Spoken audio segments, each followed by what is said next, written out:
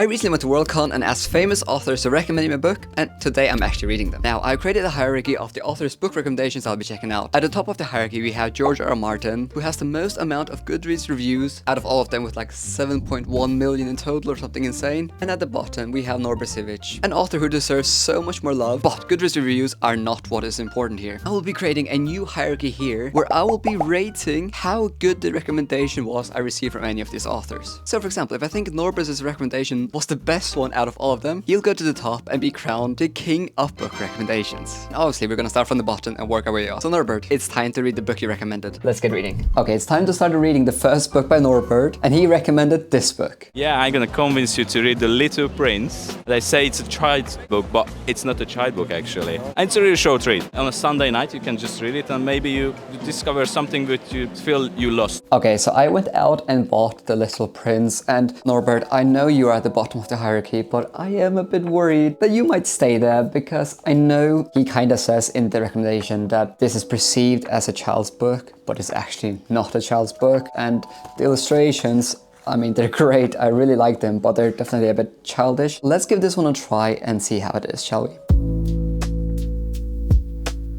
Okay, so it's been around half an hour and I'm already around halfway through, because this book is literally like only 80 pages and there's not a lot of text on each page. And guys, I am loving this book so much. Norbert, beautiful man, I think you might be onto something here. Let's finish this book and I'll give you my full thoughts. Okay, and just like that, I have finished the first book of this challenge. And yes, I put Norbert's face on the book because now he is the little prince. Or maybe I should call him a king, because this was so good. Yes, it was originally written for children, but as an adult, it is also a magical read. Definitely gave me similar vibes as to Neil Gaiman, where you just go into the story and it really gives you all those feelings of what it's like to be a child and how you think as a child and how you communicate. But what this story nails is that imagination that children have. So we basically follow this little prince as he goes on this journey and encounters so many strange people, so many different locations, and almost none of it is explained. So it's not like this has like S-tier world building, but that's what's so beautiful with it. This book made me feel, or at least remember, what it's like to be a child. Absolutely masterful, and the illustrations were such a nice touch. I just love this. I read this in 50 minutes. I had a wonderful time with it, Norbert.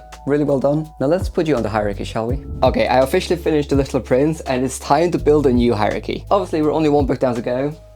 So Norbert, at least for now, you are on top of the hierarchy. Gregory, you're up next. Also, I've kind of become obsessed with asking authors to recommend me a book. So for this video, I again want to identify 4 unicorns or 4 authors I would love to get a recommendation from. And the first one is obviously Brandon Sanderson. I mean, just look at my shelves. You know how much I love this guy. The second one, Robin Hobb, the author of The Realm of the Elderlings. The third one, Fonda Lee, the author of the Greenbone Saga, one of my favorite trilogies of all time. And lastly, Jenny Words, the author of To Rise Hell Chasm, a book I read this year which I really enjoyed. Now obviously I cannot go and meet them in person randomly as I did at Worldcon, but I will try and send them an email and I'll give them 1 week, so fingers crossed we actually hear back from them. Okay, so let's contact these authors. Apparently Brandon Sanderson doesn't have like a personal email, but I found his publicity email, so I'm just gonna give that one a go. I'll just call this book recommendation, please. Why not?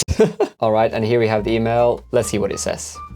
Now with Robin Hobb, I tried to go to her website and she has like removed the contact feature, but I did find like some dodgy emails on some forums, so I'll just try and send her an email and let's see what happens. If not, then I'll contact her on Twitter.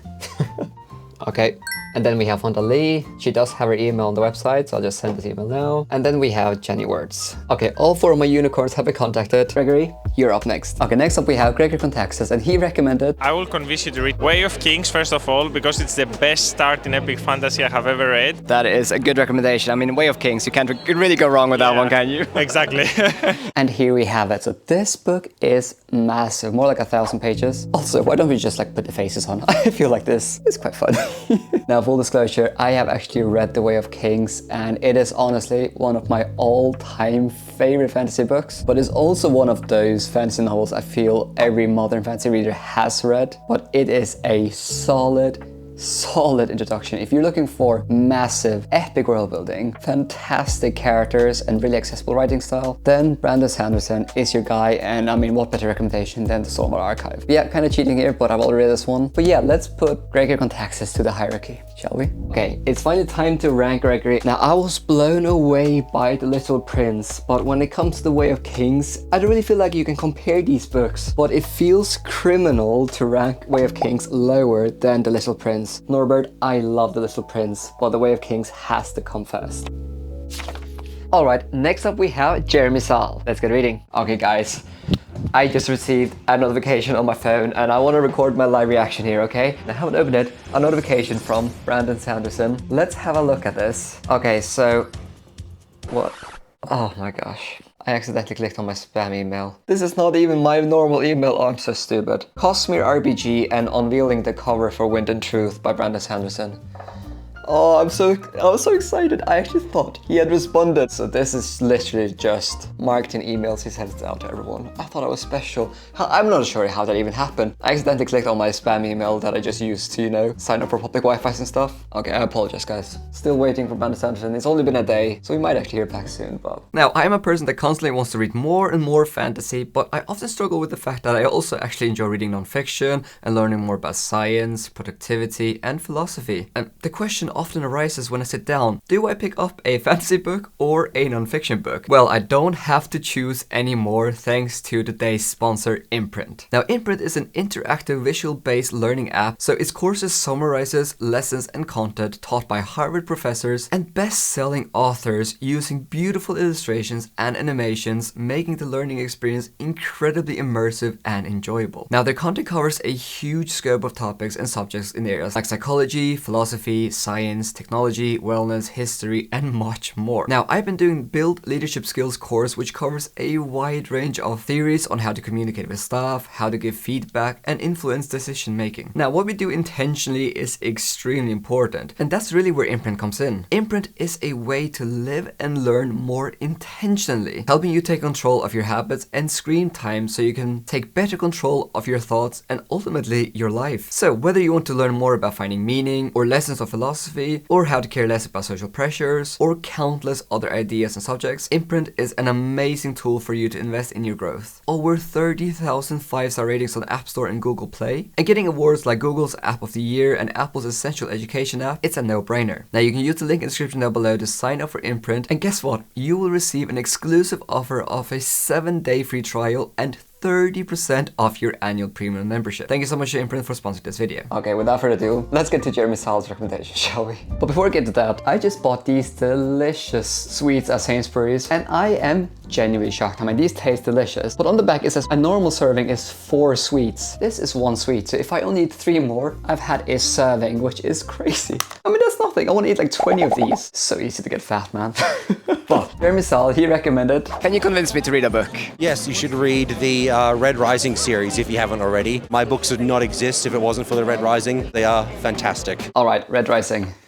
Now, I feel like everyone that watches my channel, they will know that I actually read the first trilogy and I really loved it. But I actually think the first book in this trilogy is definitely the weakest one. Now, it's not badly written. As I said, I did enjoy it, but it's kind of like a Hunger Games in space kind of setting. But what I'll say is book 2 and 3 are like proper space opera, fantastic plot twist, really, really great politics. It's really riveting, and there's also really, I don't know what the word is, like cinematic. While there is some science element to it, this is also very much like a futuristic dystopian novel. So if you enjoy like dystopian novels that have like a sci-fi twist to it, then this is definitely for you. It's definitely not a bad recommendation by any means, and he is like a sci-fi author, so I'm not that surprised he recommended Red Rising, but I might have to be a bit brutal here with the ranking. So let's get to the hierarchy, shall we? Now, he recommended Red Rising, which is a book I enjoyed. I definitely enjoyed the other books way more, but it didn't reach the height I was hoping it would. So only for those reasons, I'll put Jeremy Saul at the bottom of the new hierarchy, at least for now. Next up, we have someone that kinda looks a bit like me, Richard Swan. I mean, we kinda look like each other, don't we? What do you think? Who's prettier? Richard Swan, who you recommended? I would like to convince you to read the Greenbone Saga by Fonda Lee, one of the best modern fantasy trilogies in existence. It's got everything you could ever want and more, and I think everybody should read it. Okay, if you watch my channel, you know this is going to be hard to beat. Jade City or the Greenbone Saga by Fonda Lee. This is the Bergen Binding edition, by the way. I always rank it as one of my favorite series of all time. When I read this, I was absolutely utterly obsessed with it. So what I always say about the Greenbone Saga is that this is the definition of a fresh take on fantasy. It's like a Godfather-esque kind of story, but set in an urban, modern, Asian-inspired setting. It has incredible family drama, some of the best plot twists in the genre, fantastic politics, and also some of the best characters ever. And what I just love about this whole series is just the ambition. Now, book 1 and 2 are ambitious and huge in scale, but book 3 just takes this whole series to a whole new level. Jade Legacy literally spans over 10 years time, and we get to see this massive, complicated family drama and clan wars evolve over a very long period of time, and it is just absolutely masterfully done. Richard Swan, I have to tell you, you write really good books, and you also recommend really good books. Now, obviously, there are some books on this list that I haven't read yet, but I'm already now thinking, I am unsure if anyone is going to be able to top the Greenbone Saga. I just love the series so much. And I also kind of love you, Richard Swan, that kinda looks like me, at least when it comes to skin tone and hair and stuff. Let's rank the Greenbone Saga, shall we? Now the question is, does he go on the top of the pyramid above Way of Kings? I think the answer to that is yes. At least for me personally, the Greenbone Saga is just absolutely incredible, which means that Richard Swan, he's now officially at the top of the new hierarchy I built. Okay, before we go to the next one, I have some amazing news. Jenny Words, she has actually responded. Hi Johan, I'm very well aware of you and your reviews and what you do for the fantasy community, so absolutely I'll help you if I can. Aww. What I need to know from you, tell me which books or authors you adored and can't forget. I'm a huge fan of Robin Hobb. I do want to read some more classic literary works. Like there are so many books that came out in the 80s and 90s, and that's definitely like a time period I haven't really read. In Jenny Words, she became really famous in the 80s and 90s, so I think I will ask for a recommendation from that time period and I'll just give her free reins. Let's respond to this. I would love to discover a hidden gem from the 80s or 90s. I'm a huge fan of Robin Hobb, Ted Williams and many others, but I'll allow you to choose. Let's see what she says, shall we? Alright, next up we have Nicholas Eames, who looks a bit weird on this picture if I'm being honest. He definitely doesn't look like me. For some reason he kinda looks like an alien in this picture. Wait, I'll give it a go. Do I look like him? Okay, I'm gonna stop doing that. That's super weird.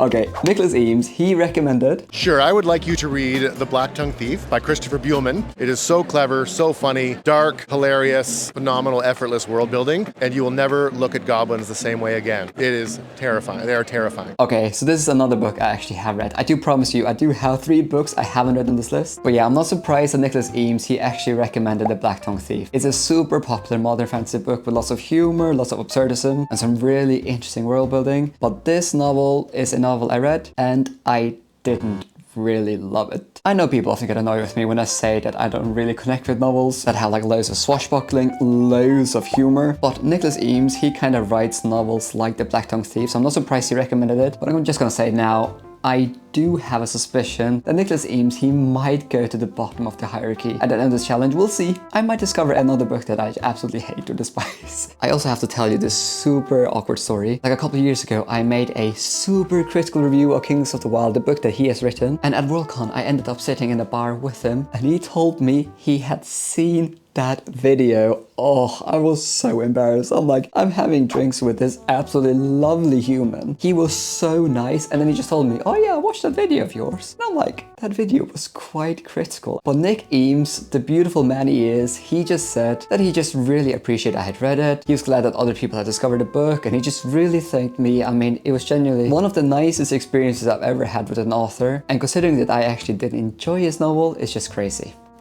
Nicholas, I love you. Let's rank Nick Eames, shall we? Now, he recommended Black Tongue Thief, a book I think was well written, but really wasn't my jam. So for me personally, this one is quite easy. I'm so sorry, Nicholas.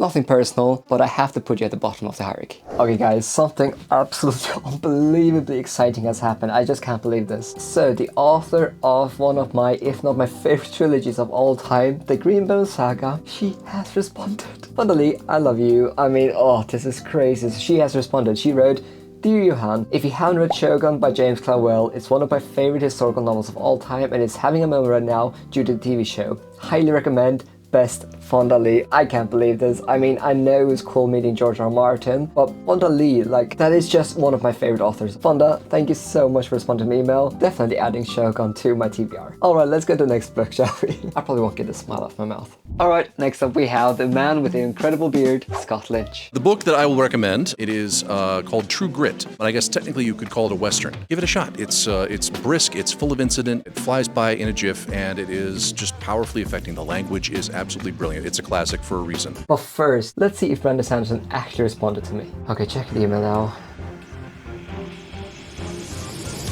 He didn't respond. Sad.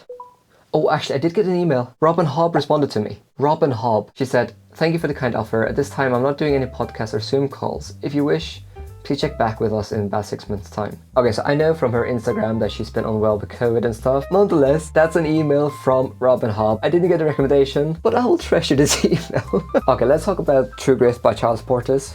This is my first Western novel I've ever read, and for me personally, I know it's a classic in the genre. I know so many people rave about it. I mean, it has received 2 adaptations. That should tell you how highly regarded this novel is. But for me, I really struggled to connect with it. Yes, the story overall was interesting. Basically following this young girl that experiences that her father is absolutely brutally murdered, and then she goes on a revenge and she wants to hunt down the person that murdered her father, and she gathers this band, and I think overall the plot and the tone and the atmosphere is really well done. But there's just something about Charles Portis' writing that I struggled to connect with it. Fortunately, it's very short, but this actually took me almost 3 days to finish, and considering how short this is, that's quite a long time for me. Now, I do understand why an author would appreciate this novel, because a lot of these sentences are really interesting. The writing style is different from anything I read before. But Scott Lynch, you are a genius when it comes to writing books, but unfortunately, didn't really love this one, but I'm glad I read it. Alright, Scott Lynch, he recommended True Grit, and as you already know, while I thought it was well written, maybe Westerns aren't really my jam, and if I'm being absolutely honest, it almost kinda put me in a reading slump, which is obviously not ideal. I feel bad because True Grit is such a classic, but for me personally, obviously it doesn't go to the top, but I will say I did enjoy True Grit more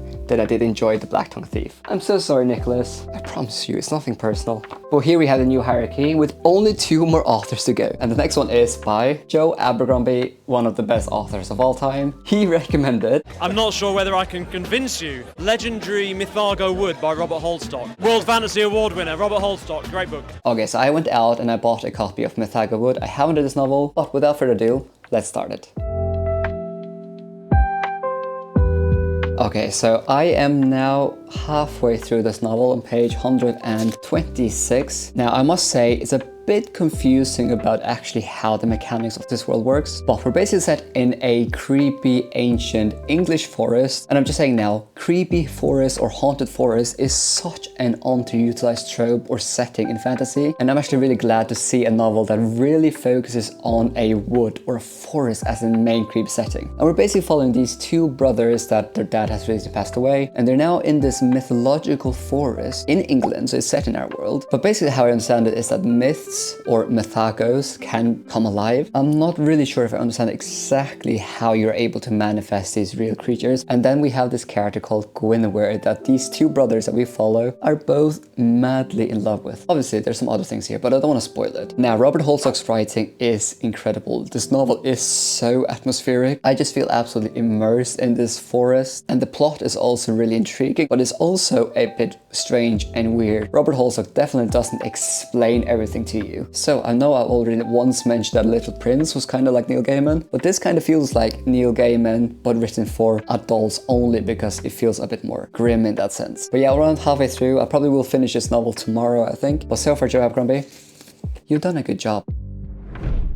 Okay, so it's been 2 days and I have finished Mythago Wood by Robert Holstock. And I read this very, very quickly because I just felt so immersed in this very peculiar, very strange, and definitely one of the more unique fantasy novels I read in a long time. Now, as it says here, this novel is a World Fantasy Award-winning novel, so it probably won an award at Worldcon like 30 years ago, and I definitely understand why. this feels so unique. It feels so different from anything I read before. Now, did I understand everything that happened in this novel? Not really, but I think that's kinda the intention. You know, when you read fairy tales and things just happen and you just kind of go with the flow and you enjoy it, or you don't understand every single piece. That was very much my experience here. I just enjoyed the atmosphere. I enjoyed the setting. I enjoyed hearing about the struggles that these brothers had. And yeah, if you're looking for a fantasy that has like creepy, magical, haunted forests, you want a bit of family drama, and you want a lot of that like mystery element in your fantasy, you should definitely check out this one. Now, the world doesn't feel huge because we're just set in a forest and there's not that many characters throughout this whole story, but I must say, I had a wonderful time with this one. I'm really glad I read this one.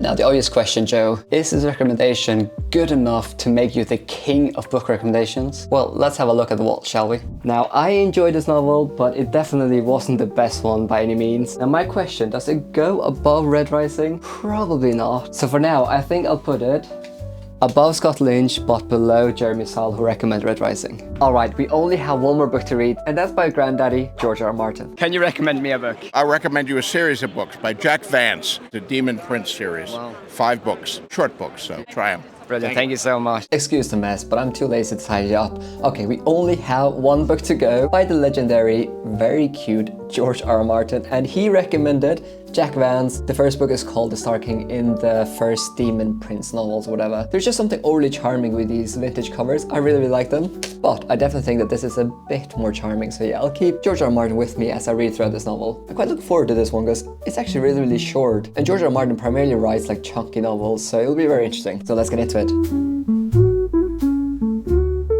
Okay, so I'm now 40 pages into Star King by Jack Vance. I'm just gonna say right now, my impression is that the books that authors enjoy are generally books that maybe often have either a stream of consciousness kind of writing or quite a dense writing style, where basically like every sentence has a lot of things where the author can really unravel and dig deep into the sentences and how the author structures the sentence. Because I think throughout this whole experiment, a lot of the books I've been reading, I have really enjoyed, but I'm not an author and I can kind of just envision why an author would enjoy these books more than me. And at the moment, that's also the case here. Basically following this character called Kirth Gerson, and he has this task to assassinate 5 different demon princes. And for this novel, it sounds like the novel is only going to focus on his quest to find this one specific villain. So I wouldn't be surprised that for the rest of the series, maybe he just goes hunting down all these princes that have caused havoc to humanity. But I'll just be honest, if I hadn't read the synopsis in the back, I would be quite confused about what was happening in this novel. And I don't use stereotypes, but this so far kinda enforces a lot of the stereotypes I have when it comes to classic sci-fi. The characters aren't like really well realized. Again, only 20% into it, but I have a hang of the plot, so let's keep reading. Okay, I finished The Star King by Jack Vance, and I will let you know if Brandon Sanderson actually responded to me at the end of this video. But first, let's talk about this book here. Now, this man here, he is a genius when it comes to writing books and TV series and stuff like that. He's probably one of the most, if not the most famous authors in modern times. But I will say, without a doubt,